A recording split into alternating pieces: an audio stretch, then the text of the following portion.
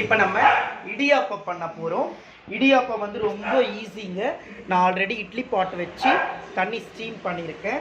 இதுக்கு தேவையான இன்க்ரீடியன்ட் ஒரு 100 கிராம் நம்ம ரைஸ் ஃப்ளார். இது வந்து பார்த்திங்கன்னா குழக்கட்டை இடியாப்பம் எல்லாமே யூஸ் பண்ணி ஒரு 1/2 ஸ்பூன் கோகனட் ஆயில், தேவையான அளவு உப்பு, சுடுதண்ணி, கொஞ்சம் சுடுதண்ணி போட்டு பிசைஞ்சோம்னா இடியாப்பம் ரொம்ப சாஃப்டாக வரும். பாருங்க,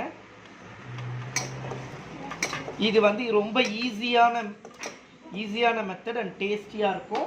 இது கூட வந்து நம்ம வடகரி, அதுக்கப்புறம் வந்து கோகனட் மில்க்கு, அது போல் அப்புறம் சிக்கன்னு, இது போல் எல்லாமே வச்சு சாப்பிட்லாம். ரொம்ப நல்லாயிருக்கும் ஃப்ரெண்ட்ஸ். அதே போல் என்னோட ஹம்பிள் ரெக்வெஸ்ட், ப்ளீஸ் என்னோட இன்ஸ்டா ஃபாலோ பண்ணுங்கள். என்னோட இன்ஸ்டா ஐடி வந்து பார்த்திங்கன்னா தினேஷ் குமார். அதையும் கொஞ்சம் ஃபாலோ பண்ணுங்கள். அதுக்கு அடுத்து வந்து பார்த்திங்கன்னா நான் இப்போ இந்த டைமில் மிஸ்டர் குரு மைக்கேல் அப்படின்றவருக்கு என்னோடய சப்ஸ்கிரைபர், அவருக்கு நான் தேங்க் பண்ணிக்கிறேன். நான் கேட்டதும் இமீடியட்டாக எனக்கு சப்ஸ்கிரைப் பண்ணார். அதே போல் எனக்கு ஹெல்ப் பண்ணார் அவர். ஸோ அவருக்கு இந்த டைமில் நான் தேங்க்ஸ் சொல்லிக்கிறேன். இங்கே பாருங்கள், அழகாக பிசைஞ்சிட்டேன்.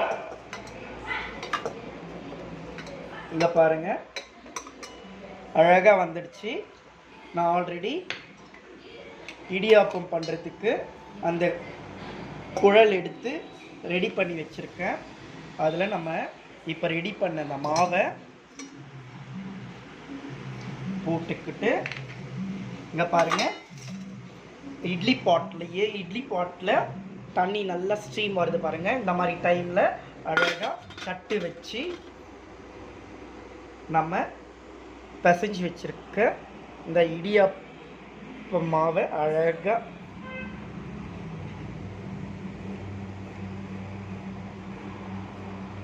அப்படி வச்சு கட் பண்ணிக்கோ. ரொம்ப ஹார்டாக இருக்கும்.